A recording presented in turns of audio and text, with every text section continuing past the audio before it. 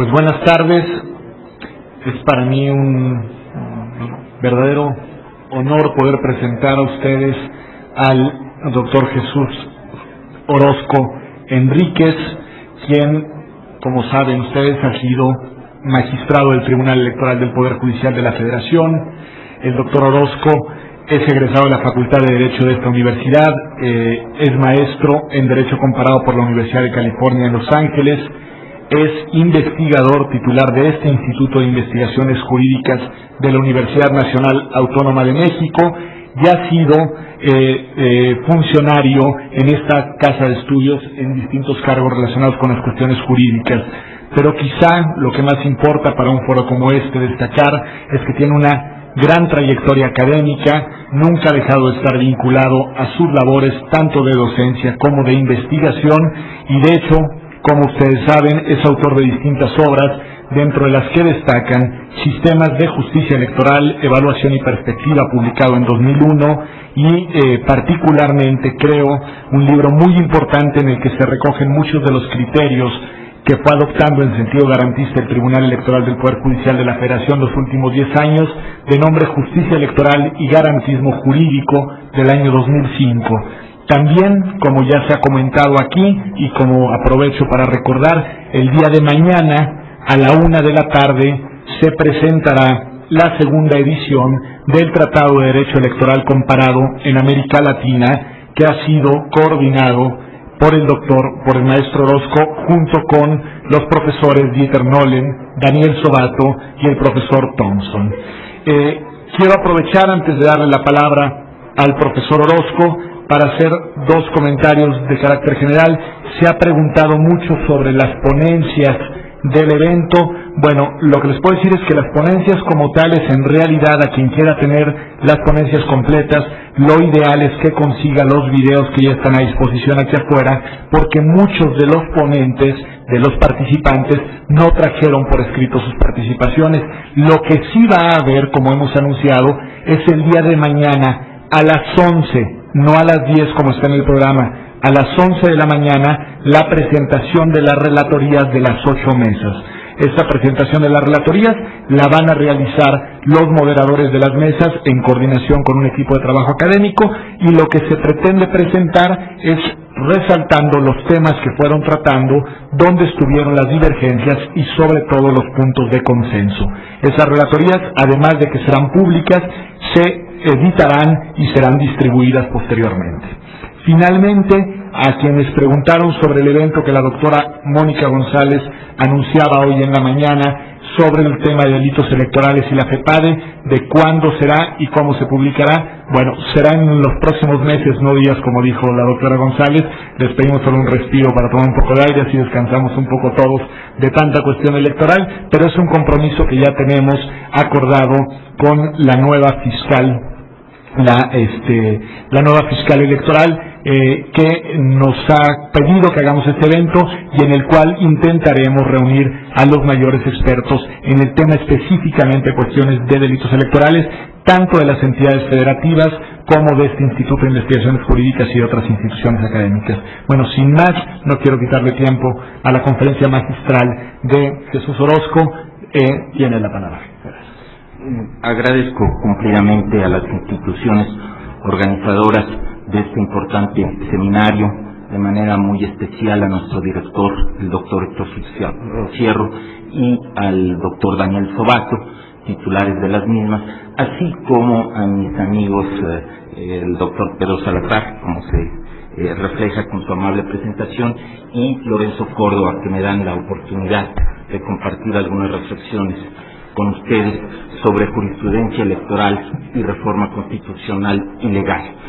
El objeto de mi intervención es identificar algunas de las cuestiones electorales respecto de las cuales cabría ponderar su reforma constitucional y o legal, teniendo como base la jurisprudencia establecida por la Sala Superior del Tribunal Electoral del Poder Judicial de la Federación, o en su caso la Suprema Corte de Justicia de la Nación, como resultado de la resolución jurisdiccional de las diversas controversias surgidas a partir de la denominada Reforma Electoral Definitiva de 1996.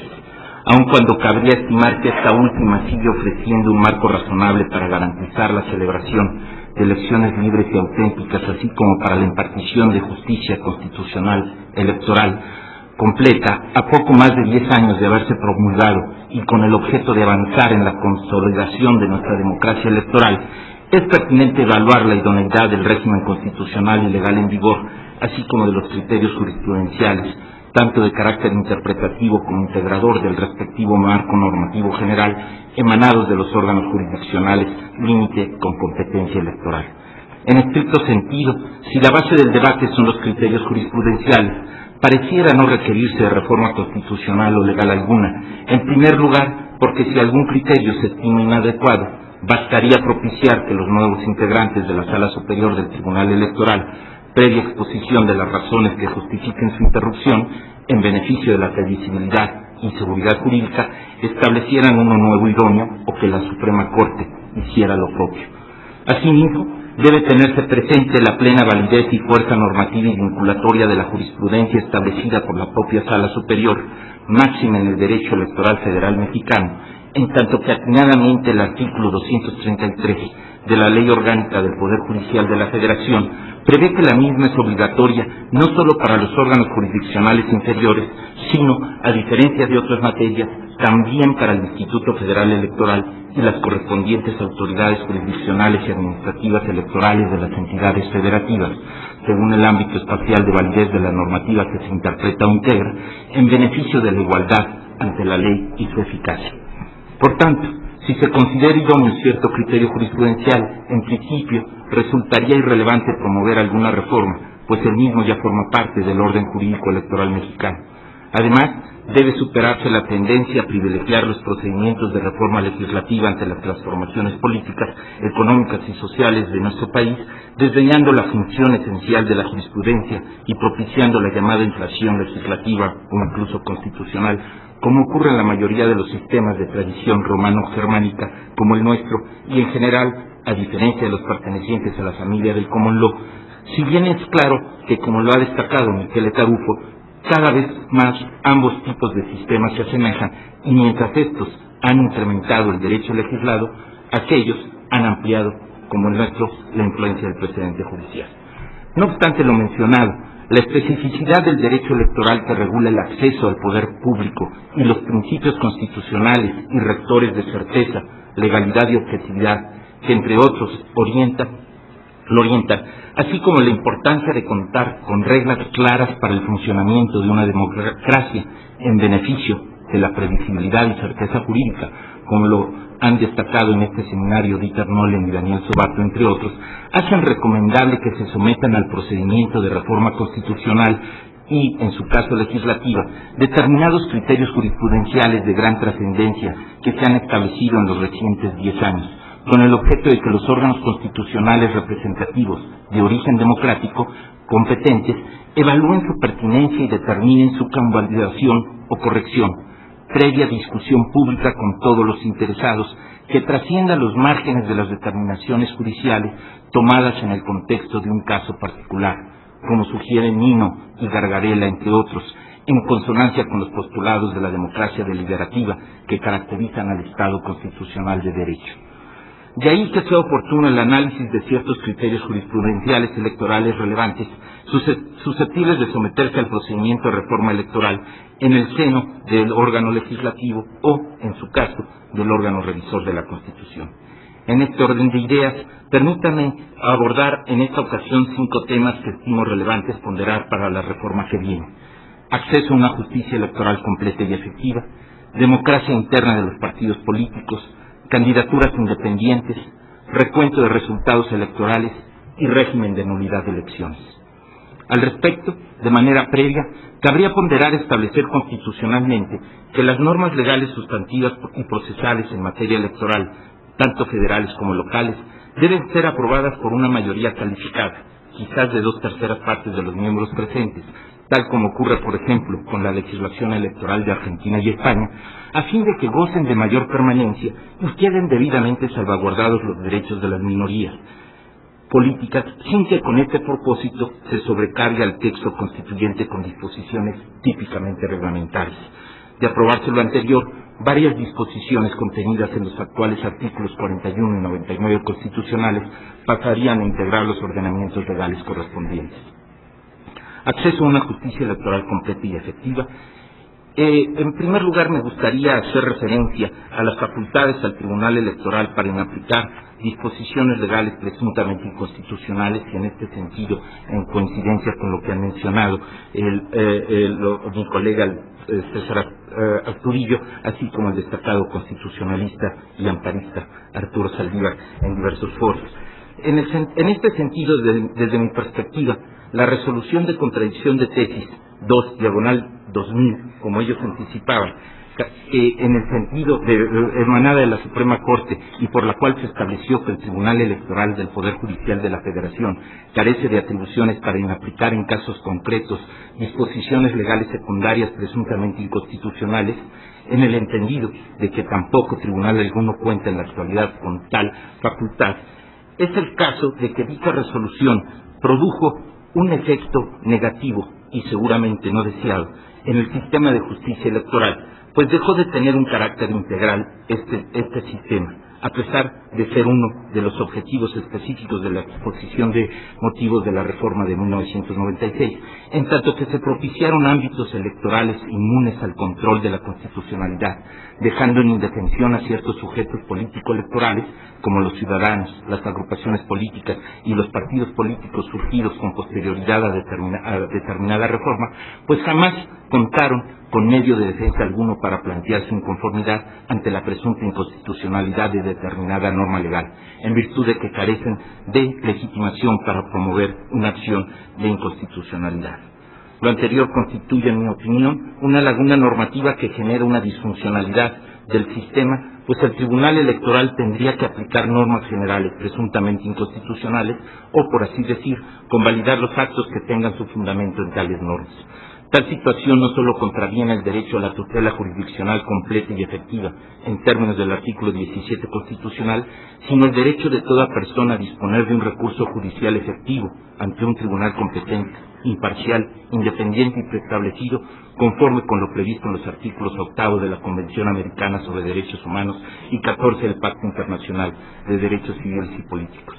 De ahí que se estime conveniente que la Suprema Corte, en ejercicio de sus facultades exclusivas, ponderara la posibilidad de establecer un nuevo criterio jurisprudencial, con argumentos similares que robustezcan los esgrimidos por la Sala Superior del Tribunal Electoral para colmar la laguna de referencia, como lo han propuesto algunos ministros, como es el caso del doctor José Ramón Cosío, pero que aún se encuentran en minoría. O bien que el órgano revisor de la Constitución, en ejercicio de sus atribuciones constitucionales, estableciera expresamente la facultad del Tribunal Electoral de inaplicar en casos concretos normas legales presuntamente inconstitucionales. Una alternativa que se ha propuesto es que cuando se planteen este tipo de casos ante el Tribunal Electoral se contemple la posibilidad de promover la respectiva cuestión de inconstitucionalidad ante la Suprema Corte, de manera previa, como en el caso español, o como ulterior recurso una vez que el Tribunal Electoral inaplique una norma legal, aun cuando habría que advertir que en estas últimas hipótesis podrían presentarse dificultades funcionales o operativas, dados los plazos electorales generalmente tan reducidos para resolver.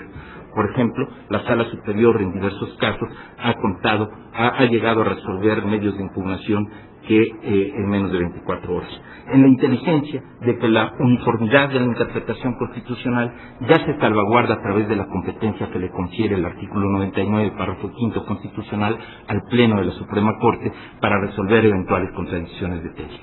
En todo caso, como ha señalado Archibald Cox, es menester multiplicar los lugares a los cuales un ciudadano puede recurrir en busca de desagravio a las ofensas que le fueron inferidas, teniendo en cuenta que por lo general es al momento en que cierta ley, creada por la mayoría, se aplica en casos concretos cuando se aprecian de mejor manera sus efectos nocivos sobre ciertos sectores de la sociedad.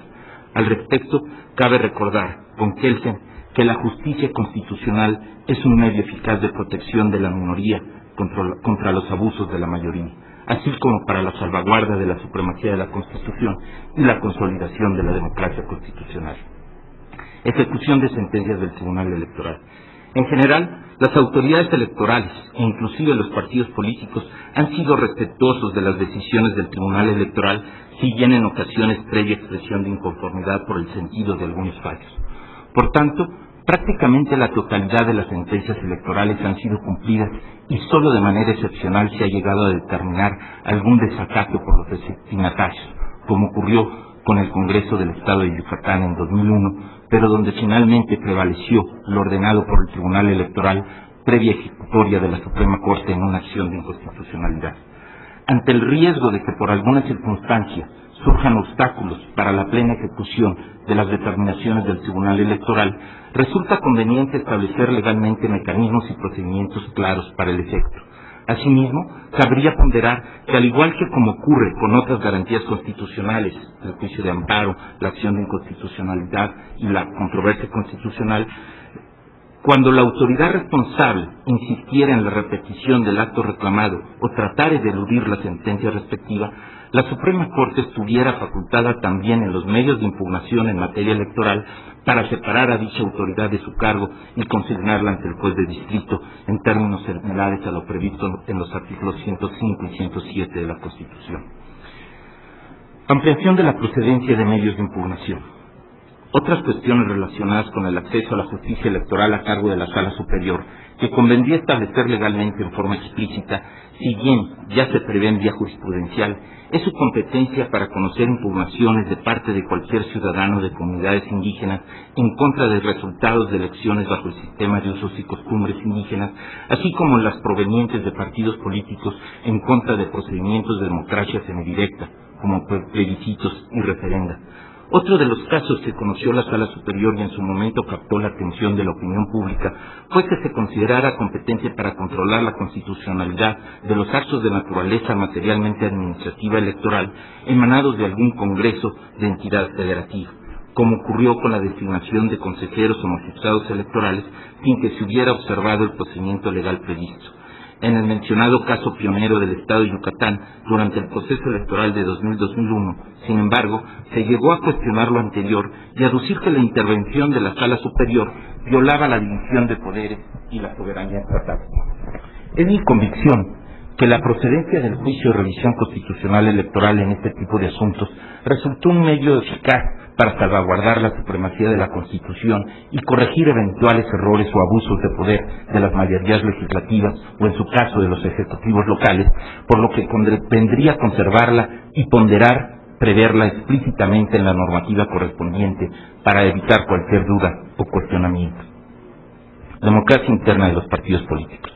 El juicio para la protección de los derechos político-electorales del ciudadano se ha convertido en un medio idóneo para promover y garantizar judicialmente la democracia interna de los partidos políticos a través de la tutela de los derechos de los ciudadanos a votar y ser votados en las elecciones, así como de asociarse y afiliarse libre e individualmente a los partidos políticos, no solo con motivo de la impugnación de los actos de las autoridades electorales en el ejercicio de sus atribuciones, sino a partir de 2001, ante un cambio de criterio de la Sala Superior, después de que quien ahora habla había quedado en la minoría y en un voto particular anunciaba la procedencia del juicio para la protección de los derechos político-electorales del ciudadano, al revalorar los elementos existentes en la legislación aplicable del sistema de medios de impugnación en materia electoral y realizar una interpretación preponderantemente sistemática y funcional, así como conforme con la Constitución Federal, la Sala Superior sostuvo que los partidos políticos también pueden ser sujetos pasivos o parte demandada en el referido juicio, una vez agotados los medios o instancias de defensa internos previstos estatutariamente en los partidos políticos. Lo anterior dio lugar a diversas ejecutorias que determinaron, por ejemplo, la declaración de inconstitucionalidad de los estatutos de un partido político que no satisfacían el contenido mínimo democrático previsto legalmente, la revocación de registros de candidatos de distintos partidos políticos a cargos de elección popular en virtud de haberse postulado a un candidato distinto al que había ganado el procedimiento interno de selección, la declaración de nulidad de elecciones intrapartidarias, tanto de dirigentes como de candidatos a cargos electivos, cuando no se cumplió la normativa estatutaria, así como la revocación de sanciones impuestas por algún partido a sus afiliados sin haberse observado el debido procedimiento estatutario o en violación de otros derechos fundamentales, como la libertad de expresión. Aun cuando lo anterior propició una reacción negativa en los partidos políticos e incluso a una iniciativa para que se prohibiera legalmente a las autoridades electorales federales, tanto la jurisdiccional como la administrativa, inmiscuirse en su vida interna, misma que recibió dictamen favorable unánime en la comisión correspondiente del Senado, estoy convencido de la conveniencia de que el legislador democrático pondere las ventajas de contar con medios institucionales subsidiarios para la resolución de conflictos intrapartidarios y atendiendo lo previsto en el artículo 17 constitucional y los instrumentos internacionales de derechos humanos suscritos y ratificados por nuestro país en cuanto al derecho a una justicia completa y eficaz ante un tribunal previamente establecido, garantizar la protección judicial de los derechos político-electorales de los ciudadanos en contra de actos definitivos de los partidos políticos. Sin duda, la consolidación de la democracia electoral mexicana pasa por la ampliación de la democracia interna de los partidos políticos. En tal sentido, sería también pertinente que, depurando los criterios jurisprudenciales respectivos, se establecieran lineamientos legales explícitos sobre la procedencia del juicio para la protección de los derechos político-electorales de los ciudadanos contra actos definitivos de los partidos políticos, estableciendo algunas modalidades, por ejemplo, la ampliación de plazos para la impugnación y las características del informe circunstanciado correspondiente.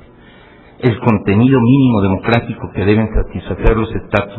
estatutos de los partidos políticos para la selección de sus dirigentes y la postulación de sus candidatos a cargo de elección popular también estimo que debe ser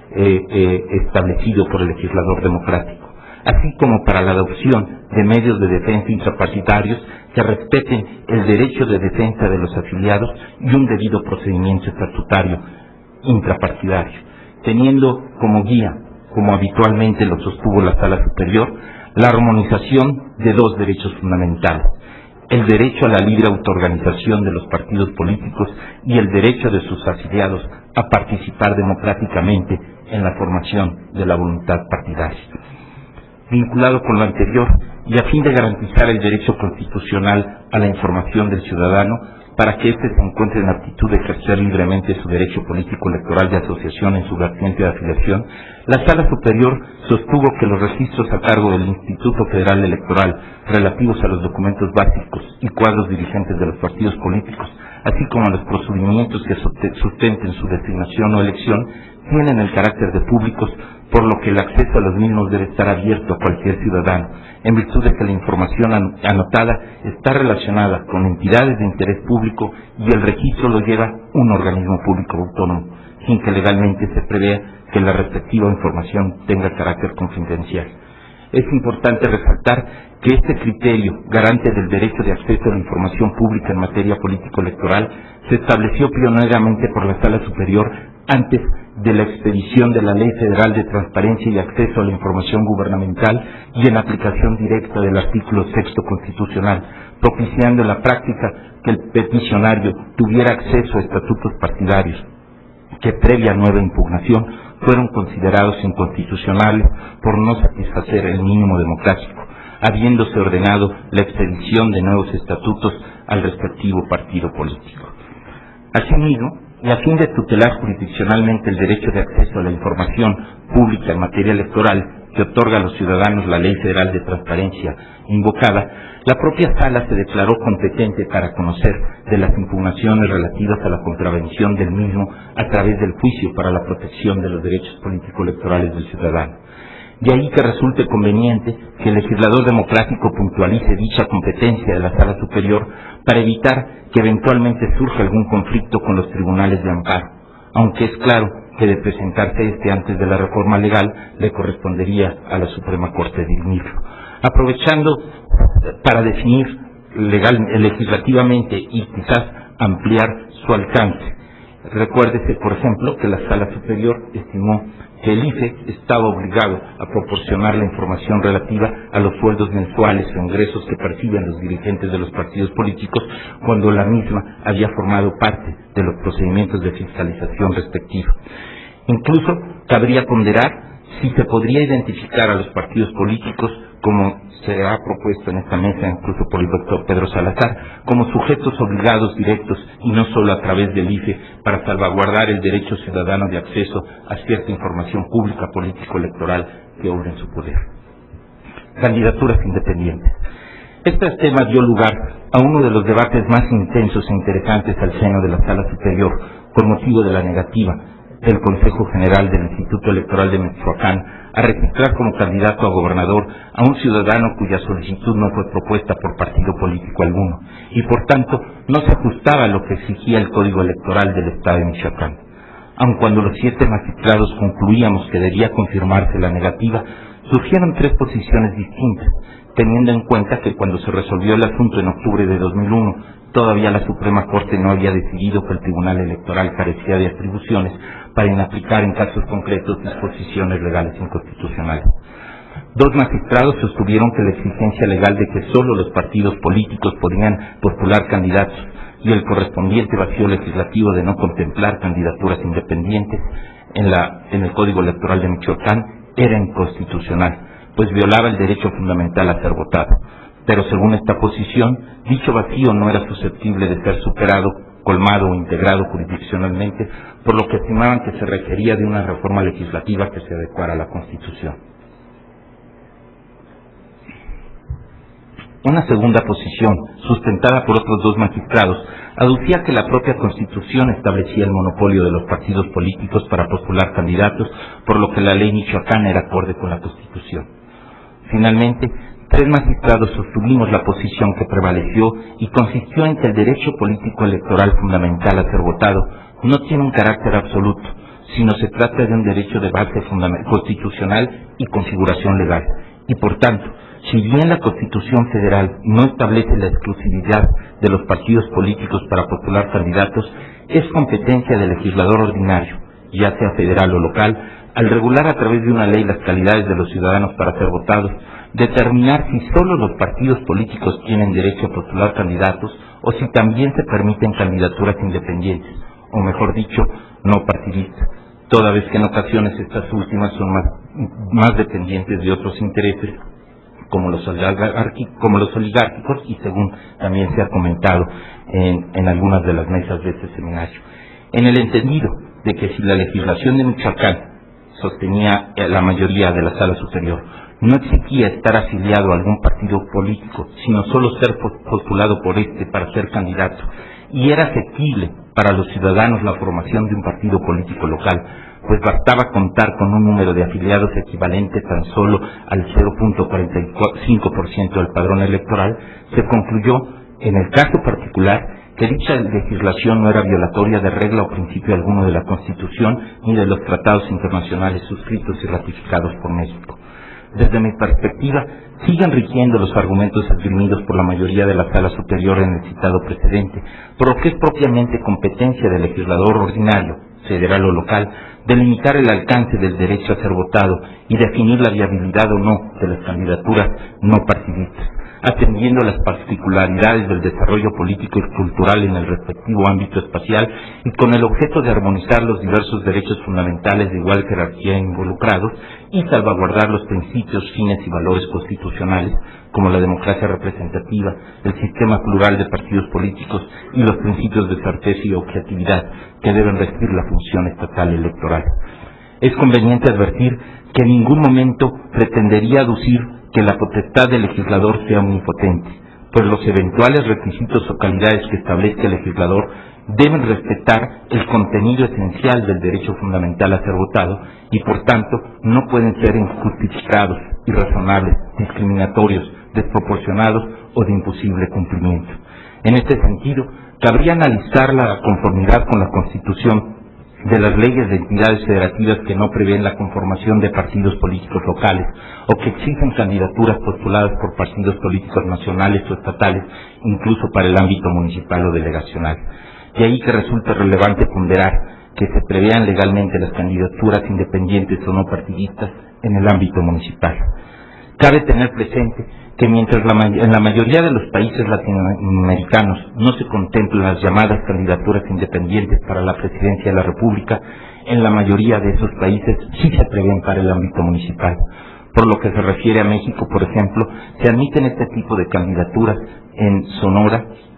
por lo que se refiere a ayuntamientos, diputados por mayoría relativa y de gobernador, si bien entre los requisitos que se establecen es que para un respaldo del 15% del padrón en el ámbito municipal o del 10% para las candidaturas a gobernador y diputados, de manera similar a lo que se establece también en el estado de Yucatán y que recientemente en realidad fue a fines del año pasado, la mayoría de la Suprema Corte declaró la validez de la ley electoral de Yucatán que regulaba precisamente las candidaturas independientes para gobernador, diputados y ayuntamiento. Es claro que las alcances de tal ejecutoria no es que exista un derecho fundamental a que se permitan legalmente las candidaturas no partidistas, desde mi perspectiva, sino tan solo que la Constitución Federal no establece monopolio alguno de los partidos políticos para postular candidatos, razón por la cual es potestad del legislador democrático ordinario regularlas o no, pero, insisto, siempre y cuando los requisitos que se establezcan no sean injustificados, irrazonables, discriminatorios, desproporcionados o de imposible cumplimiento. Asimismo, aun cuando la mayoría de la Suprema Corte, en el ejercicio de sus exclusivas atribuciones, pero en contra de la opinión de la Sala Superior, sostuvo la constitucionalidad de la reforma legal de 2003, me refiero en el ámbito federal, que reservó a las agrupaciones políticas nacionales el derecho a obtener registro como partidos políticos nacionales, cabría ponderar si, tal como lo han propuesto nuevamente el doctor Pedro Salazar, Jacqueline Pechar y José Woldenberg en este seminario, si es el caso de que se derogara tal requisito para hacerlo más acorde con el derecho político electoral de asociación establecido en instrumentos internacionales de derechos humanos vigentes en nuestro país. Recuento de resultados electorales. Diversas voces calificadas han sostenido la conveniencia de que se prevea legalmente en nuestro país un recuento general de votos por parte del Tribunal Electoral ante resultados electorales muy estrechos, estimando que ello otorgaría mayor certeza y legitimidad al gobernador. Algunas, incluso, estiman que tal posibilidad ya existe y debió realizarse con motivo de la impugnación de los resultados de la elección presidencial de 2006. Es pertinente advertir que, a diferencia de otros regímenes electorales, como el de Costa Rica, que sí prevén expresamente la atribución del correspondiente Tribunal Supremo de Elecciones para realizar por propia autoridad un nuevo escrutinio y cómputo de la votación recibida en las respectivas mesas, en México ello no es posible sino bajo ciertos supuestos, que sería prolijo en este momento abordarlo, pero en términos generales lo mencionaré, en virtud de las siguientes diferencias sustanciales entre ambos tipos de sistemas. Abstracción hecha del número de electores entre ambos países. En primer lugar, la integración de las mesas receptoras de votos. Mientras que en Costa Rica tales mesas se integran con representantes de los partidos políticos, en México se conforman a partir de 1991, con motivo de la creación del IFE, con ciudadanos escogidos al azar entre los vecinos donde se ubicarán las casillas, y después de ser capacitados por el Instituto Federal Electoral, se realiza un nuevo sorteo para seleccionarlos, cuya designación como funcionarios es susceptible de impugnación ante el Tribunal Electoral por los partidos políticos inconformes en la etapa de preparación de la elección, en el entendido de que los propios partidos políticos tienen derecho a nombrar representantes en cada casilla durante la jornada electoral, pero únicamente con funciones de vigilancia. En segundo lugar, la naturaleza y atribuciones del órgano que resuelve las impugnaciones. Mientras que en Costa Rica el Tribunal Supremo de Elecciones ejerce tanto atribuciones administrativas como jurisdiccionales, pues no solo organiza la elección, sino resuelve las correspondientes impugnaciones, por lo que tiene facultades para revisar oficiosamente la actuación de las mesas receptoras de voto, en tanto que son propiamente órganos subordinados de aquel. En México, tales funciones se encomiendan, como se sabe, a organismos distintos. En efecto, En este último, la organización de las elecciones es competencia del Instituto Federal Electoral. Por su parte, la resolución de los medios de impugnación contra los resultados de la elección presidencial es competencia de la Sala Superior del Tribunal Electoral, la cual tiene el carácter de órgano jurisdiccional, tercero imparcial, supraparte. Esto es respecto a los partidos y la autoridad electoral administrativa, que no puede actuar oficiosamente sino previa instancia de parte, salvaguardando, entre otros, los principios de igualdad de las partes, presunción de validez de los actos de derecho público celebrados, congruencia entre lo pedido y lo resuelto en una sentencia, así como la definitividad de los distintos actos y etapas del proceso electoral. En el entendido de que todos aquellos cómputos en nuestro país, tanto distritales como de las correspondientes casillas, que no sean impugnados, quedan excluidos de revisión jurisdiccional y por ende no pueden ser objeto de revisión en las sentencias respectivas, atendiendo lo previsto en el artículo 72 de la Ley General del Sistema de Medios de Impugnación en materia electoral, que establece expresamente que las elecciones, cuyos cómputos no sean impugnados en tiempo y forma, se considerarán válidas, definitivas e inatacables. Como adelanté, otras voces calificadas se han pronunciado sobre la conveniencia de que, de manera similar a lo que ocurre en algunas entidades federativas de los Estados Unidos de América, se prevea legalmente el recuento general de la votación a solicitud de cualquiera de las partes, en su caso, a coste del peticionario solo cuando finalmente no le asista la razón o cuando la diferencia entre el primero y segundo lugar sea inferior al 1%. Con independencia de que la designación de los integrantes de las mesas receptoras de votación en las diversas entidades federativas de los Estados Unidos, por lo general, también se realiza en forma también es a propuesta de los partidos políticos la integración de las mesas, y en la mayoría de dichas mesas la votación se realiza en forma automatizada. Al momento de ponderarse tal propuesta por el legislador democrático, se debe tener presente que ello implicaría cambiar sustancialmente nuestro sistema de votación. Esto es, en un número significativo de regímenes electorales como el nuestro hasta la fecha, la mayor certeza en el resultado electoral radica en las numerosas medidas de seguridad establecidas para la integración de las mesas receptoras de votos, así como para la identificación de los electores, el desarrollo de la votación y la realización del escrutinio y cómputo de la votación recibida en la casilla,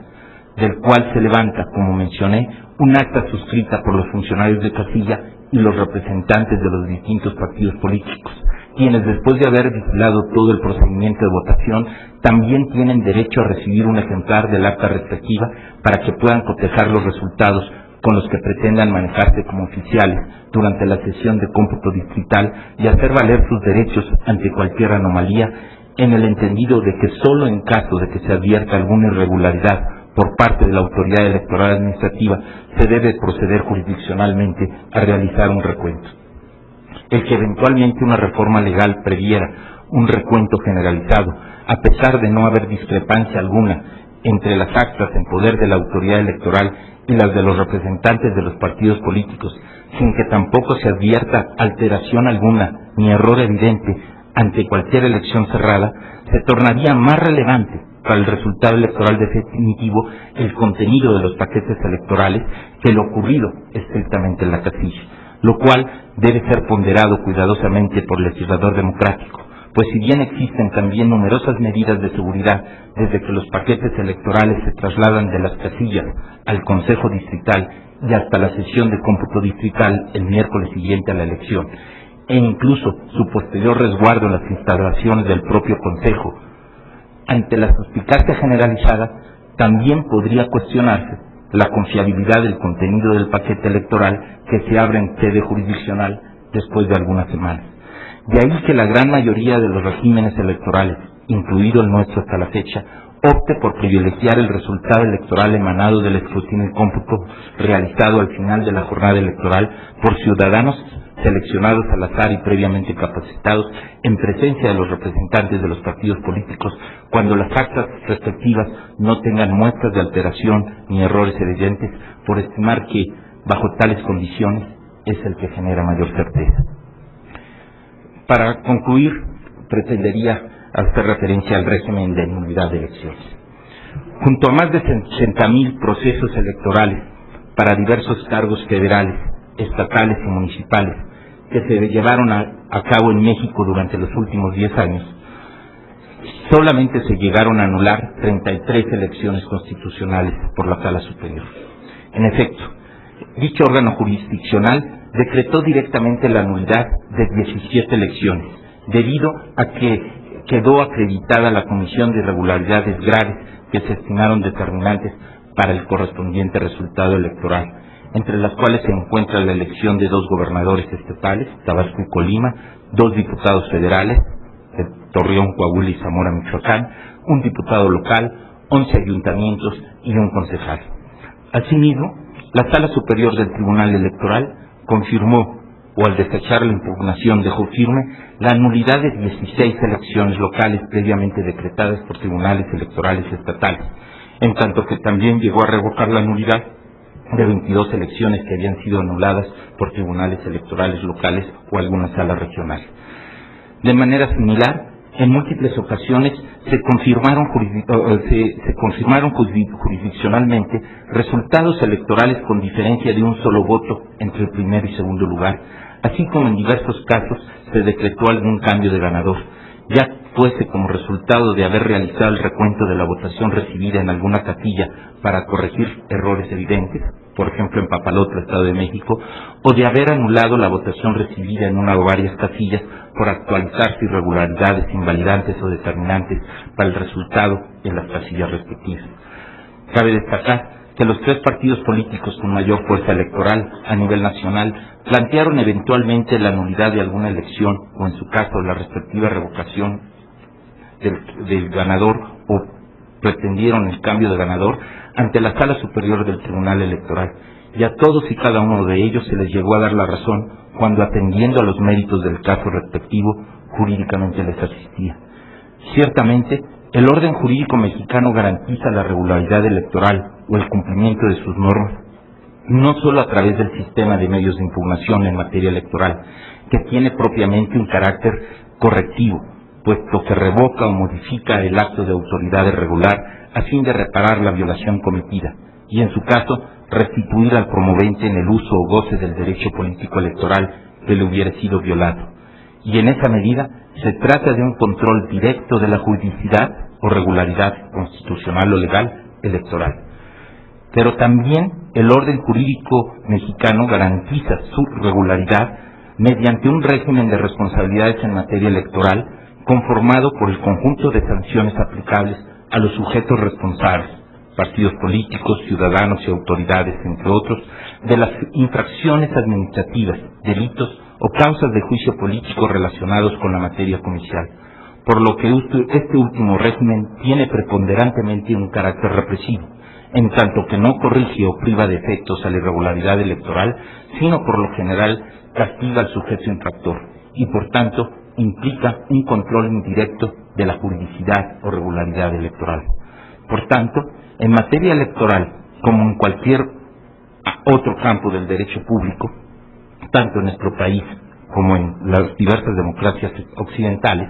no toda violación de una norma legal electoral produce los mismos efectos, en tanto cabe, por ejemplo, la posibilidad de irregularidades no invalidantes,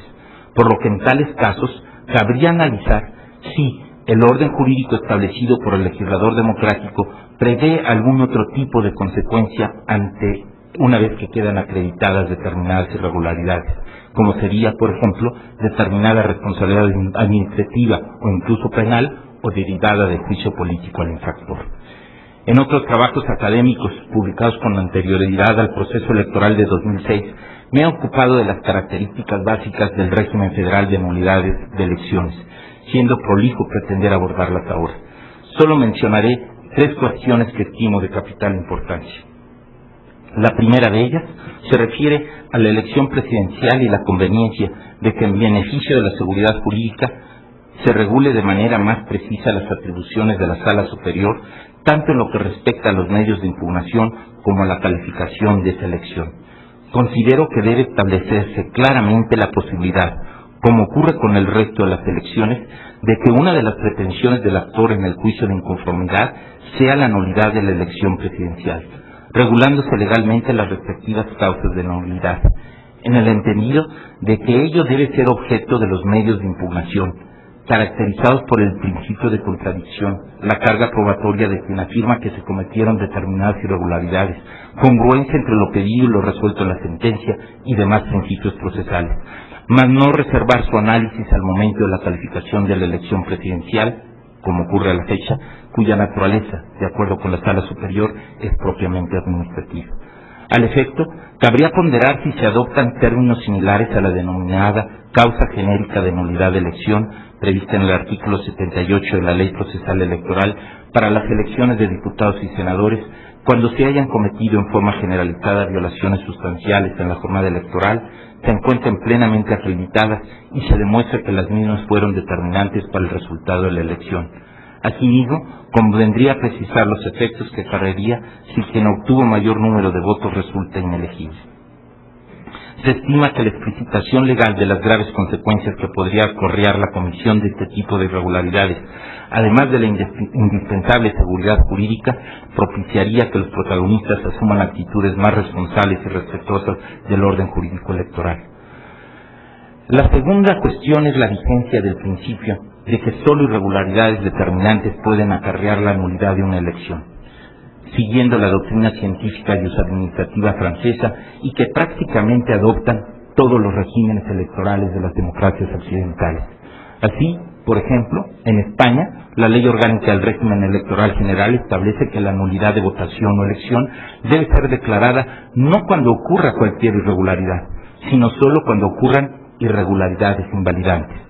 Como se mencionó, si una irregularidad no tiene el carácter de determinante para el resultado, en tanto que no se demuestre que haya afectado sustancialmente este último, pues aún en el supuesto de que no se hubiera verificado el resultado y haya sido el mismo, prevalece dicho resultado, acorde con el principio de conservación de los actos de derecho público válidamente celebrados, recogido también en México desde la jurisprudencia firme establecida por el entonces Tribunal Federal Electoral y que reconoció como obligatoria la Sala Superior del Tribunal Electoral del Poder Judicial de la Federación desde el año de 1997, atendiendo al aforismo de que lo útil no debe ser viciado por lo inútil. No han faltado plumas acreditadas que han cuestionado la vaguedad de expresiones tales como violaciones determinantes para el resultado de la elección, como requisito para decretar la nulidad de alguna elección, de manera similar a lo que ocurre en otros regímenes electorales,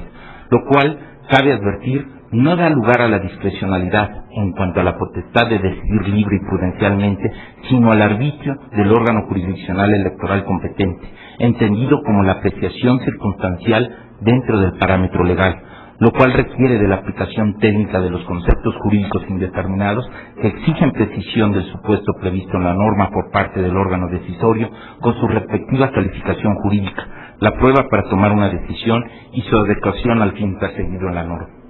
No escapa quien habla la complejidad de tales aspectos y el inevitable carácter casuísta con motivo de la prueba de los hechos, aun cuando asume una concepción garantista y cognoscitivista de la prueba que exige someter las decisiones del juzgador a un control racional intersubjetivo, como lo he sostenido en otros trabajos, lo cual ha propiciado que en la práctica, cuando la Sala Superior se llegó a enfrentar a ciertos casos difíciles, límite o frontera, aun cuando generalmente hubo consenso en cuanto a la acreditación o no de que se hubiesen cometido determinadas irregularidades, con frecuencia el disenso entre sus integrantes se presentó en cuanto a que si estaba demostrado o no, en el caso concreto, que tales irregularidades hubiesen sido determinantes para el resultado de la elección y en tal medida si se decretaba o no la nulidad de alguna elección. Sin embargo, teniendo en cuenta que es inevitable este tipo de fórmulas legales, como ocurre en la mayoría de las democracias occidentales, insisto, aun cuando existen varios precedentes del Tribunal Electoral que han avanzado y hecho explícitos algunos criterios de carácter cuantitativo y cualitativo sobre el carácter determinante para el resultado de una elección, es menester, como señala el profesor Javier Ortiz, consolidar una más clara doctrina judicial en aras de una mayor seguridad jurídica de los justiciables. Estoy consciente de que tales criterios, como advertía el doctor Juan Antonio Cruz en la sesión de esta mañana, no solo involucran aspectos interpretativos de la normativa aplicable, sino valorativos respecto de los elementos de convicción de carácter fáctico que obren en el expediente de cada caso. pero es evidente que ello no está reñido con la objetividad y la imparcialidad. Y si bien respeto y comprendo que no a todos satisfaga la argumentación de la Sala Superior en la resolución de recalificación de la elección presidencial, hasta el momento no he escuchado algún razonamiento alternativo que, tomando en cuenta todas las disposiciones aplicables y las constancias que obran en el expediente respectivo, el cual está al alcance de cualquier interesado en el archivo del Tribunal Electoral, permitiera llegar a una conclusión distinta. El tercer aspecto tiene que ver con la relevancia del principio de definitividad de las etapas del proceso electoral, previsto constitucionalmente como uno de los objetivos del sistema de medios de impugnación, según nos recordaba con agudeza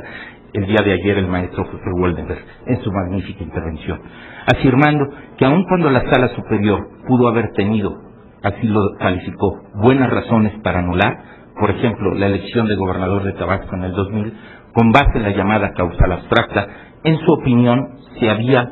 debilitado, creo que utilizó otro calificativo, pero es la idea, el principio de definitividad. Al respecto, puntualizó la inconveniencia de que un órgano jurisdiccional analizara en la etapa de resultados electorales supuestas irregularidades que habían ocurrido meses atrás durante la etapa de preparación de la elección, pues básicamente se debería concretar a las cometidas durante la jornada electoral o, en su caso, los días inmediatos. Permítanme, antes de concluir, detenerme en esta cuestión esencial y destacar cómo, desde mi perspectiva, ha evolucionado la jurisprudencia del Tribunal Electoral. Cabe señalar que la única ocasión en que se anuló una elección con base en la causal abstracta fue la de gobernador de Tabasco. En tal ocasión, la mayoría de la Sala Superior, en la que me ubiqué, sostuvo que la ley electoral de Tabasco sí facultaba al Tribunal Electoral para decretar la nulidad de la elección de gobernador, y aunque no regulaba de manera explícita las causas de nulidad, estas podían desprenderse de los principios fundamentales contemplados en diversas disposiciones constitucionales y legales aplicables, con el objeto de no inaplicar la disposición que sí preveía la facultad del Tribunal Electoral para anular, cuya observancia era indispensable para concluir que se estaba en presencia de una elección libre y auténtica. Me refiero a todos estos principios fundamentales. En este sentido, a fin de establecer si ciertas irregularidades podrían ser determinantes para el resultado de la elección, la mayoría de la Sala Superior sostuvo que cabría contemplar actos realizados durante la etapa de preparación de la elección que afectaran los elementos fundamentales de las elecciones democráticas y pudieran producir su nulidad, siempre y cuando tales actos no fuesen imputables a las autoridades electorales y, por tanto, no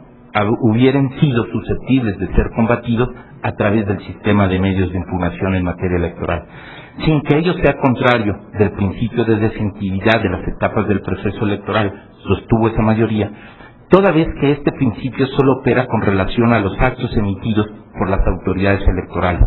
mas no con respecto de actos de personas o entidades distintas, como pueden ser los de los ciudadanos, los partidos políticos y otras autoridades distintas a las que organizan los comicios, ya que no puede precluir el derecho de partido político alguno para impugnar determinados actos si éste no estuvo previamente en la aptitud procesal de impugnarlos durante la etapa de preparación de la elección, con lo cual se pretendió armonizar el citado principio de definitividad con otros principios constitucionales aplicables como el de celebración de elecciones libres y auténticas. No obstante, posteriores precedentes de la Sala Superior, y prácticamente concluye, como el de Veracruz en 2004, diversos precedentes durante el desarrollo del proceso electoral federal de 2006 y otro de Morelos también del año pasado, han establecido la competencia de la autoridad electoral administrativa para conocer de posibles irregularidades durante el desarrollo del proceso electoral y no solo sancionarlas, sino suspender sus efectos perniciosos a fin de depurar dicho proceso electoral y garantizar la celebración de una elección libre y auténtica. En virtud de lo anterior, sería deseable que una próxima reforma legislativa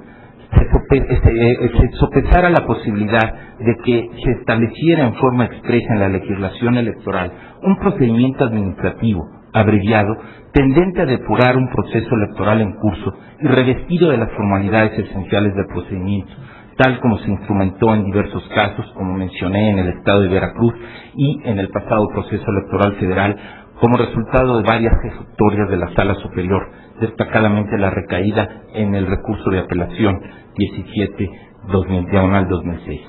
El establecimiento de la ley electoral de dicho procedimiento administrativo abreviado permitiría, en forma expedita, la regulación del proceso electoral bajo un enfoque correctivo y no simplemente sancionador, en el que la autoridad electoral administrativa haga prevalecer no solo los principios rectores de la función estatal electoral, sino también los principios que debe cumplir toda elección para ser considerada válida, sin esperar el agotamiento de las distintas etapas del proceso electoral. La implementación de dicho procedimiento administrativo abreviado se justifica porque, como se razonó en la ejecutoria mencionada, por ejemplo, sería incoherente que un partido político, mediante su propaganda electoral, pero esto también pudiera ser aplicable, como ocurrió en Morelos, respecto de actos de otros actores políticos. El caso es que sería incoherente que un partido político, decía, mediante su propaganda electoral, pudiera vulnerar las reglas y principios electorales y que la autoridad administrativa solo contara con atribuciones para sancionar la conducta ilícita a través de un procedimiento administrativo sancionador electoral, pues el beneficio que la postre pudiera obtener dicho partido con una conducta semejante en relación con la posible sanción que se le pudiera imponer podría ser mayor, de forma que en un análisis costo-beneficio prefiriera cometer la infracción, ya que el beneficio sería mayor que la eventual sanción. Pero es el caso de que si surgen ya procedimientos administrativos electorales que puedan permitirse ir depurando el desarrollo del proceso electoral, incluso ante la posibilidad de que sean susceptibles de impugnación ante el Tribunal Electoral los actos de la autoridad electoral administrativa, es como se puede ir dándole seguridad al desarrollo del proceso electoral. Pues bien, para no agotar su amable paciencia, si no es que esto ya ocurrió, por lo que ofrecería una disculpa, solo resta señalar que si bien es claro que la experiencia de la aplicación del régimen electoral establecido desde 1996 ha mostrado algunas insuficiencias que reclaman una nueva reforma, en general, la ponderación y adopción de diversos criterios jurisprudenciales por el legislador democrático o, en su caso, el órgano revisor de la Constitución podrían contribuir significativamente a garantizar de mejor manera la vigencia del Estado democrático de derecho que postula la defensa de los derechos fundamentales político-electorales y la celebración de elecciones libres y auténticas estrictamente apegadas a la Constitución y la ley. Muchas gracias.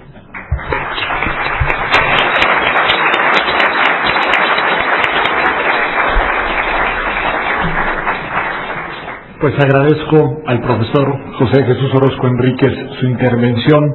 su conferencia magistral. Tengo aquí un paquete importante de preguntas, comentarios y demás que le paso, y para darle tiempo de que pueda revisar, son muchas y son muy sustantivas la mayoría de ellas, he tenido oportunidad de leerlas. Me permito hacer una breve reflexión sobre probablemente una de las claves que cruzan toda la intervención del profesor Orozco y que valdría la pena tomar en cuenta para reflexiones presentes y futuras.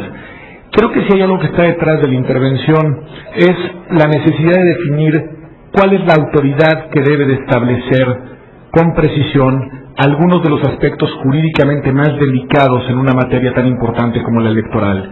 El legislador democrático, por un lado, o los órganos que interpretan y van adecuando mediante su interpretación las normas jurídicas en la materia. Yo creo que muchos de los temas que fueron planteados por el profesor Orozco deben invitarnos a hacer esa reflexión, no solo a la luz de la experiencia reciente, sino imaginando hacia adelante el tipo de sistema electoral que queremos tener. Recupero de lo que mencionado 2 o 3 puntos. 1. ¿Qué debe predominar? ¿El derecho de los partidos políticos es un derecho o no es un derecho el que tienen las organizaciones partidarias a regir su vida con una cierta autonomía, o el derecho de los militantes a poder acudir a instancias jurisdiccionales para, en su caso, pedir la revisión de decisiones partidarias? Me parece que es un tema importante porque en el fondo hay una tensión, creo que no menor, entre derechos individuales como son los políticos electorales y derechos a instancias que, sin ser autoridades, sin duda, son sujetos de un enorme poder político como son las organizaciones partidarias. Creo que hay un tema importante ahí. El tema de la transparencia, yo creo que es un tema sobre el cual lo que ha hecho el Tribunal Electoral indiscutiblemente es positivo, pero es un tema también susceptible de mucho debate, y creo que si se da la famosa reforma en materia de transparencia a nivel constitucional que en el ámbito del IFAI se ha estado impulsando, valdría la pena que desde el ámbito constitucional se precisaran los alcances por lo que hace a algunos de los sujetos y en particular a los partidos políticos. Candidaturas independientes, me parece que la intervención del profesor Orozco nos deja claro que hay dos planos distintos de discusión. Uno que había sido el que había permeado en las mesas anteriores, que es la perspectiva más de razonamiento político alrededor de la pertinencia o no de esta figura en un sistema electoral de una democracia moderna, plural y compleja como la nuestra, y que me parece, no quiero forzar las cuerdas, salvo algunas posiciones de la doctora Jacqueline Pechardo un poco más dudosas, la mayoría de las posturas, tanto en la primera mesa como en la mesa de ayer, se inclina más hacia una invitación, yo mismo lo sostuve en mi ponencia, a no incorporar la figura de candidaturas independientes por ser en realidad partidos enmascarados con una denominación distinta. Y sin embargo el profesor Orozco me parece que pone sobre la mesa una reflexión de un carácter distinto, de un índole distinto, que es el jurídico, y que es una reflexión en la que dice, bueno, a la luz de lo que dice hoy nuestra Constitución, como ya lo ha dicho la Corte y en su oportunidad lo dijo el Tribunal, pareciera que no hay un problema de incompatibilidad jurídica entre la figura y lo dispuesto por la Constitución. Y creo que es cierto, y creo que obliga de nuevo al legislador democrático y probablemente al poder de reforma de la Constitución a delinear bien cuáles son las fronteras de ese tema. Coincido con él, no lo dije en mi ponencia, en que en el ámbito municipal las cosas pueden ser distintas. ¿Por qué? Porque es la distancia que hay entre los representantes y los representados, me parece que es el único ámbito en el que la intermediación no es comparable a la que se da en el nivel de las legislaturas, gobiernos locales y en el ámbito federal. El tema del recuento creo que es fundamental no solo a la luz de lo que sucede en 2006, sino porque las normas se van efectivamente integrando y creando a partir de la que la realidad pone sobre la mesa. Ayer discutíamos con Ricardo Becerra después de la mesa, que él decía, bueno, ¿y por qué seguimos discutiendo reforma electoral? Y ponía él el tema de los medios, dice, lo discutimos ya hace 10 años. Y yo decía, sí, nada más que hace 10 años discutíamos cómo meter a la política a los medios. 10 años después estamos discutiendo cómo sacar la política de los medios. Y creo que la realidad lo que hace es irnos planteando desafíos que tienen que tener una respuesta por parte de quienes crean derecho, ya sea en el ámbito legislativo o interpretativo. Y el tema del recuento es un tema que llegó desde la realidad y que obviamente puso sobre la mesa a un ordenamiento jurídico no diseñado para ella una serie de dilemas muy importantes. Nulidad de elecciones, pues también es un tema importante y creo, retomo, que la tensión entre intérpretes y legisladores aquí es muy clara. ¿Hicieron bien o no los magistrados del tribunal en el caso de Tabasco? Bueno, es una gran discusión. ¿Hicieron bien o no en el caso de la elección de 2006, que luego sirvió de criterio base para la calificación de la elección de Chiapas de ese mismo año? Además, me parece que una intervención legislativa en esta materia es una intervención fundamental. Y no sin antes regresarle la palabra al doctor Orozco, que creo que ha tenido oportunidad de ver sus palabras, hago solamente una reflexión en este sentido de tensión. Hace algunos meses, ya me parece que algún año, tuve el honor de participar en un intercambio editorial con el profesor Orozco, con el profesor el ministro José Ramón Cosío, Cristian Cortis, Karina Salaverry, en la revista Nexos, en la que discutíamos precisamente quién debe de tener la última palabra sobre las cuestiones fundamentales. Y me parece que hay buenas razones para confiar en los jueces, pero me parece que la interpretación de la Suprema Corte de la resolución del año 2000, que tanto se ha citado en estos días y que sustrajo al Tribunal Electoral la facultad que creo yo que le concede el artículo 99 constitucional de interpretar si las leyes se apegan o no a lo que establece la Constitución, es una buena prueba de que a veces los jueces pueden tomar decisiones que de manera frontal contradice a lo que establece la Constitución, y como algunos casos ya nos lo han enseñado, lo único que provocan es dejar a los ciudadanos en estado de indefensión. Así que me parece que los problemas ahí están y que los legisladores bien harían en hacerse cargo de todos estos temas. Le devuelvo la palabra al profesor Orozco para que nos haga favor de concluir. Muchas gracias. Muy bien. Pues sí, hay un sinnúmero o sea, agradezco el interés que han mostrado. Voy a tratar de dar respuesta, le daré una lectura a todas ellas. Algunas no tengo facilidad para muchas veces identificar la letra, pero espero que puedo. ¿Qué ocurre? A ver, vamos a ver. Hay una serie de preguntas que están relacionadas con alguna declaración del licenciado Vicente Fox reciente. Hay un par de preguntas en ese sentido, de que dice: ¿considera usted que de las declaraciones como la del expresidente Fox, en el sentido de que se desquitó de López Obrador porque ganó su candidato Calderón, debe ser objeto de sanción, en su caso a la persona o al partido? Bueno, lo que yo puedo mencionar es que la actuación de entonces presidente Fox con relación al proceso electoral fue ciertamente un aspecto que fue abordado en la resolución de calificación de la elección presidencial. Efectivamente se consideró que 4 spots que había transmitido podían estar apoyando indebidamente al candidato de un partido político, y por eso los consideró la Sala Superior como una irregularidad. Esto es lo que yo podría mencionar. En cuanto a que si lo que hizo antes o esta declaración si debe ser objeto de una sanción a él o al partido, yo pediría en este momento comprensión en el sentido de no pronunciarme. Me he propuesto personalmente como que mientras haya una cuestión que esté en el ámbito de la competencia de alguna autoridad electoral, ya sea administrativa o jurisdiccional, por un tiempo que estime prudente, me quiero abstener de hacer un pronunciamiento público en esta cuestión, reservándome, claro está, mi derecho de opinar y además mi obligación como académico de que una vez que la autoridad electoral se pronuncie pueda emitir una opinión, la opinión que se desprenda. Pero entonces, como esto es susceptible, ¿verdad?, de ser planteado eventualmente ante una autoridad electoral, ante una autoridad electoral no voy a decir ni siquiera orientar, me prefiero abstenerme y les pido comprensión. Pero hay otras relacionadas con esto y yo pretendería ya no. Ahora, ¿por qué se dejó impune la conducta de ciertos actores como Vicente Fox y el Consejo Coordinador Empresarial cuando en el dictamen se estableció que sus conductas no eran determinantes para el desarrollo? Es un poco en esta línea, ¿verdad? Está con una calificación jurídica por parte de la Sala Superior y sería eventualmente competencia de otras autoridades si es que se les hace el planteamiento. Tengo conocimiento que ya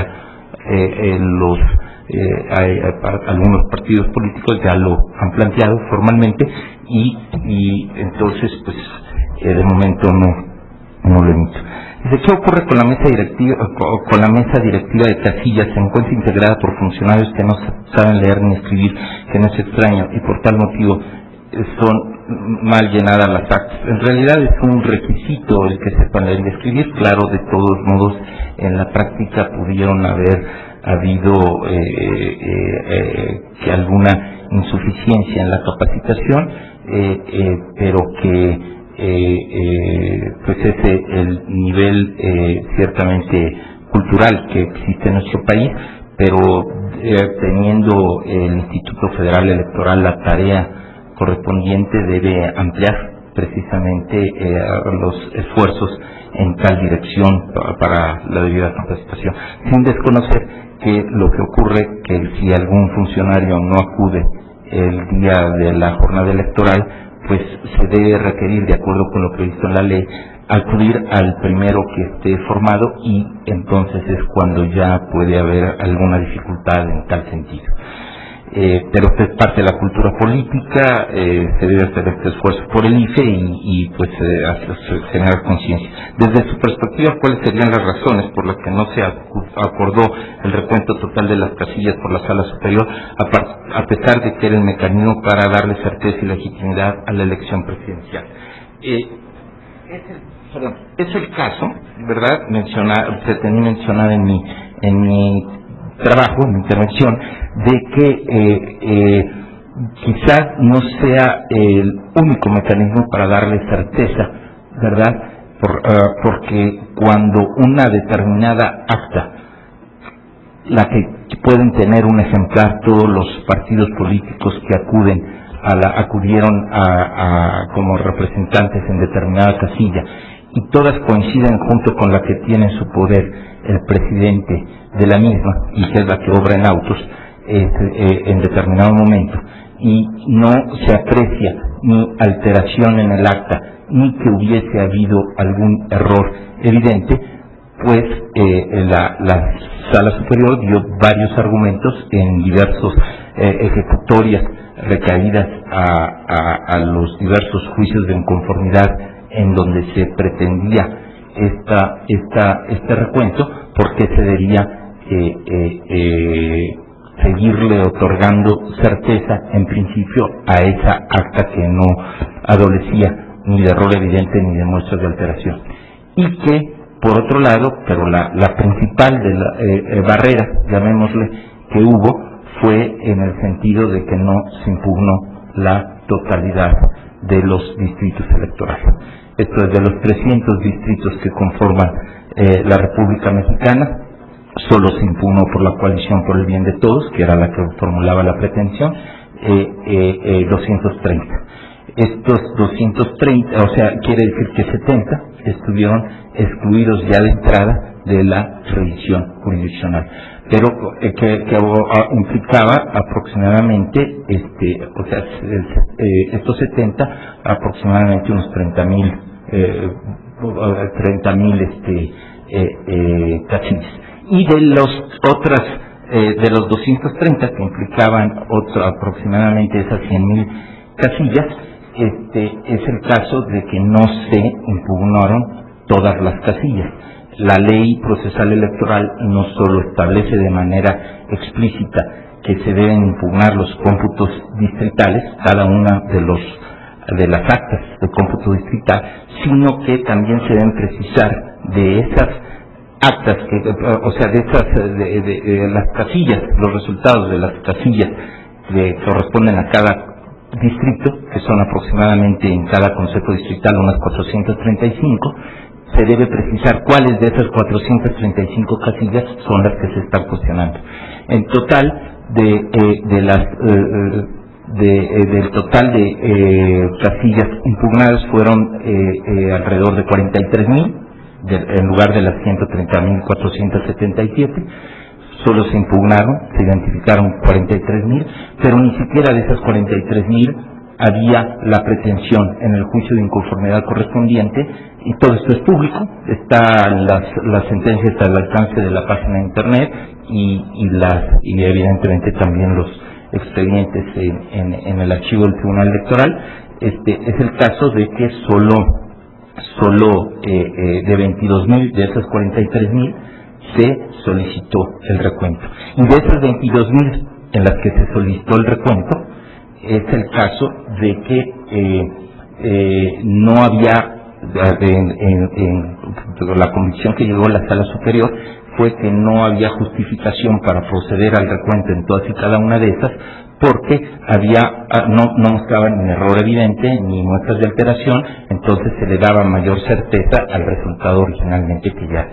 constaba en auto. Y fue así como se llegó a la cifra de 11,700 casillas aproximadamente, que fueron respecto a las que sí se ordenó el recuento. Una vez que se hizo el recuento, en lugar de que se la diferencia entre el primero y el segundo lugar, en lugar de que fuera el 0.58%, se redujo en una centésima a 0.57%. La otra pretensión fue la nulidad de la elección, de votación residida en casilla, y de esas 43,000, y de las que sí se impugnaban por este motivo, se llegó a la conclusión de que solo que se había acreditado las regularidades en alrededor de 750 casillas, lo cual implicó que también se redujera en otra centésima la diferencia entre el primer y segundo lugar, de 0.57 a 0.56. Bueno, perdón, es que son muchas, tendré que abordar porque si no, pero desde de su experiencia como magistrado electoral, ¿qué causales de nulidad pudiera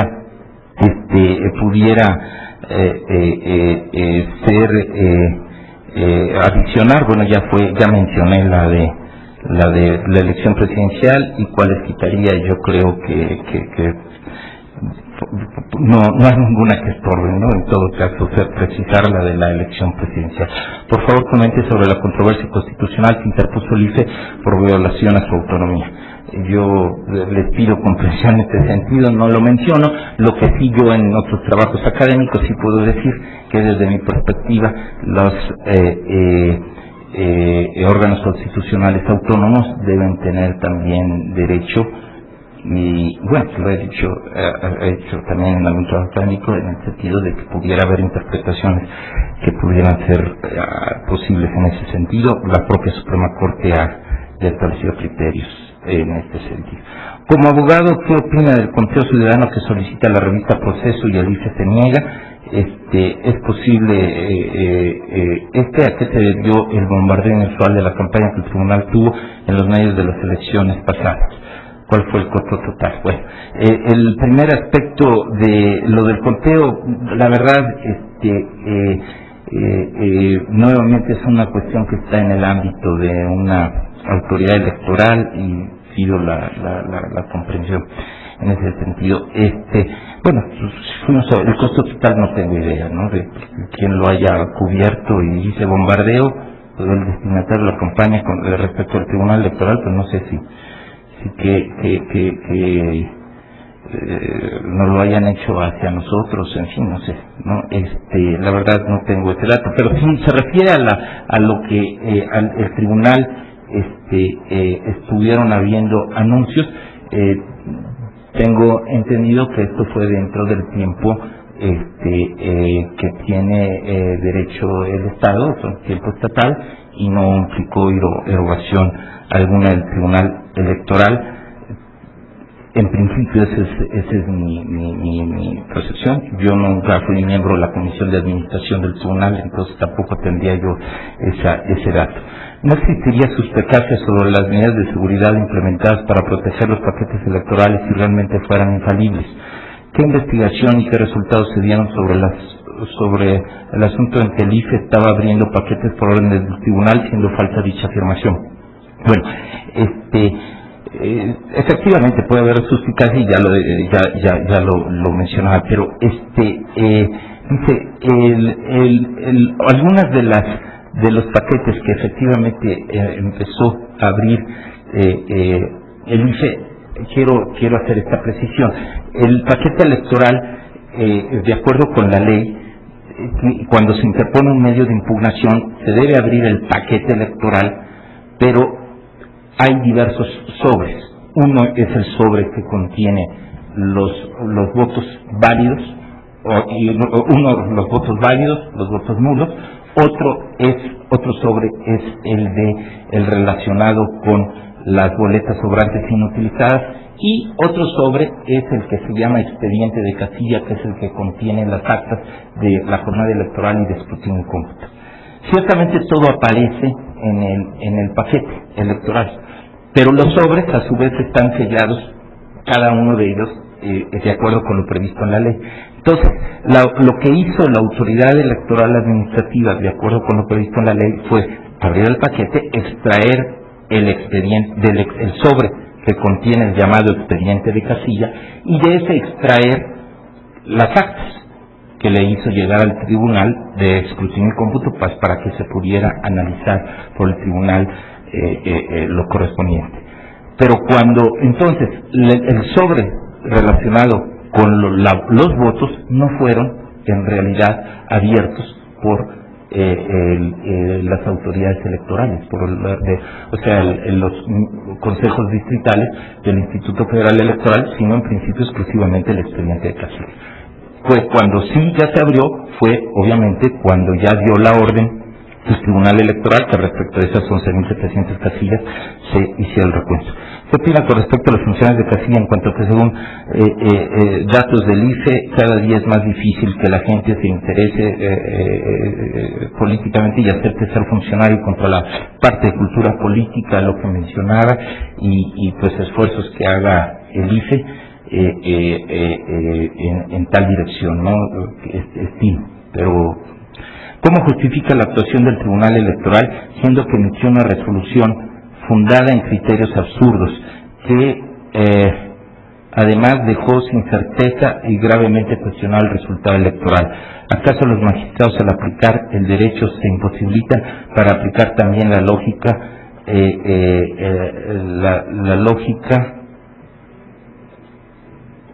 congruencia y ética? ¿Cómo se puede evitar que los magistrados emitan resoluciones fundadas en los intereses y necesidades de los poderes fácticos? Bueno, primeramente es cierto que alguien puede calificar,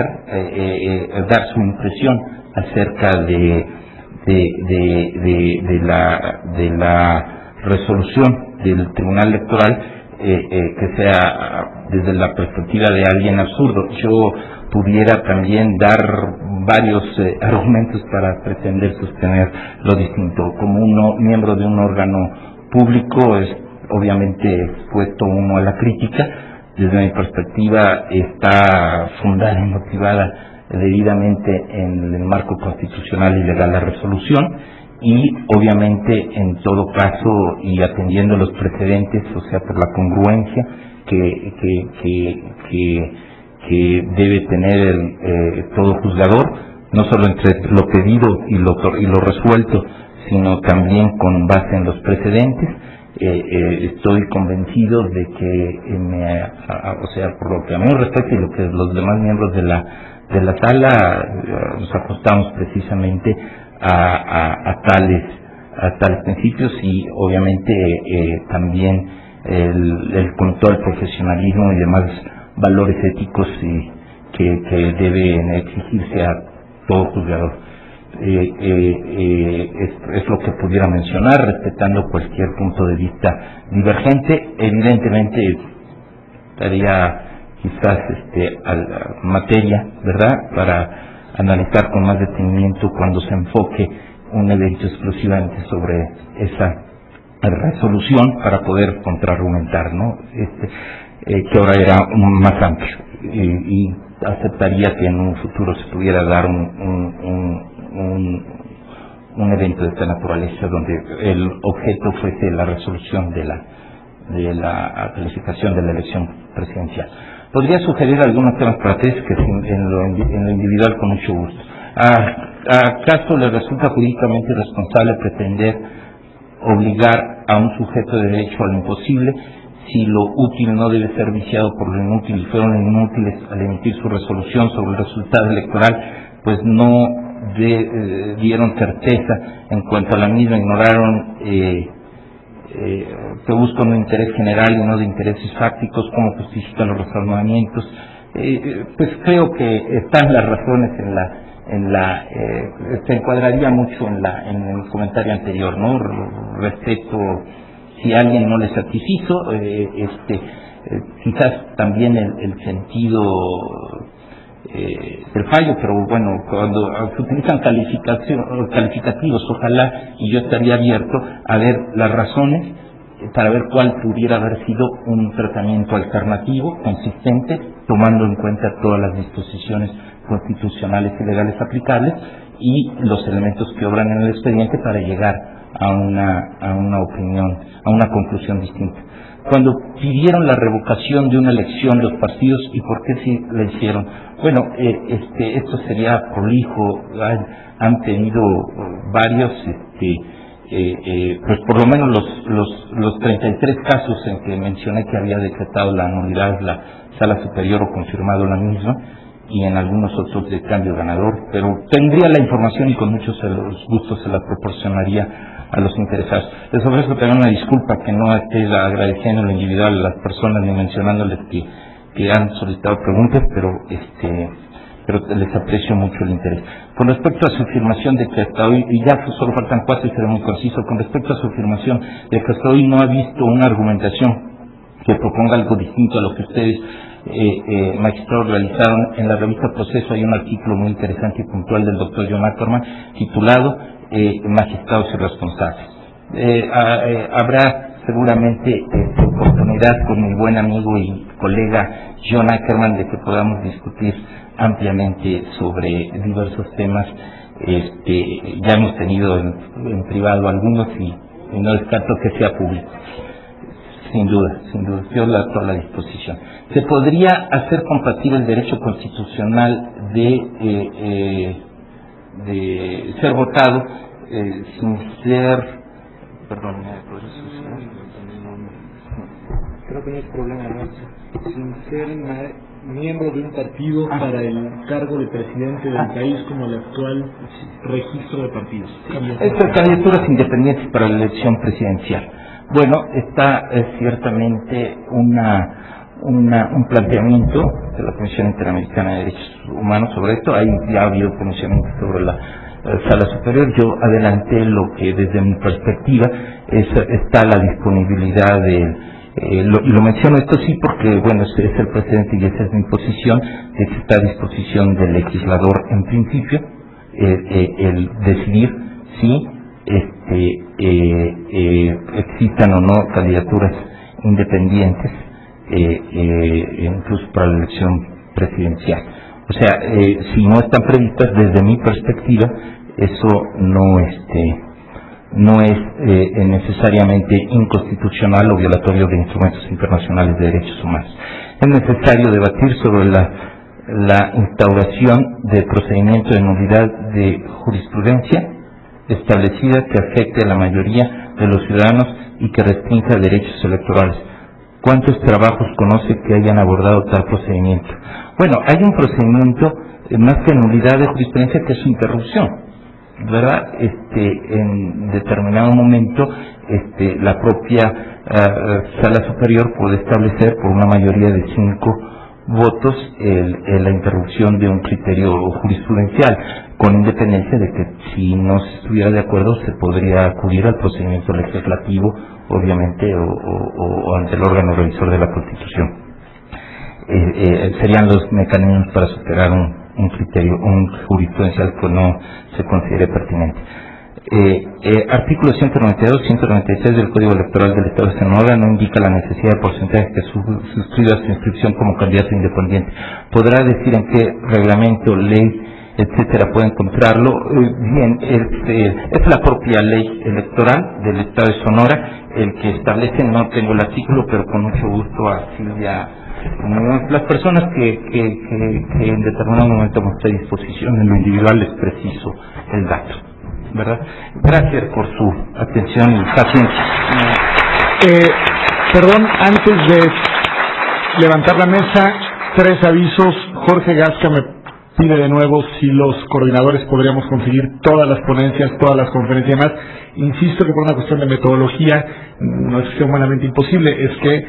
suponemos con información fundada que varios de los ponentes no realizaron propiamente una ponencia y por lo mismo a quienes quieran todos los textos completos, la única versión que existirá con esa versión es la electrónica, bueno, los videos, la relatoría serán y obviamente aquellas ponencias que nos han dado y que nos hagan llegar a quien las quiera conseguir, basta con que se acerquen a nuestros cubículos las próximas semanas y se las facilitamos sin ningún problema. Los invito a la mesa del día de hoy, última mesa del seminario sobre campañas electorales en las que se tocarán muchos de los temas que han quedado abiertos. Julia Flores, Don Guillén, Hugo Concha, Ana Laura Magaloni, Roldán Chopa y Marco Gómez, y el coordinador será Juan Vega, estarán hoy en la tarde. También una última cosa, se han acercado varias personas que vienen del interior de la República a preguntar por sus constancias de participación. Les hemos dicho que por favor en la mesa de registro dejen sus coordenadas, datos, dirección y demás, y una vez que tengamos las constancias, que las hayamos firmado, con mucho gusto se las hacemos llegar a su domicilio. Pues bueno, muchas gracias y hasta la tarde.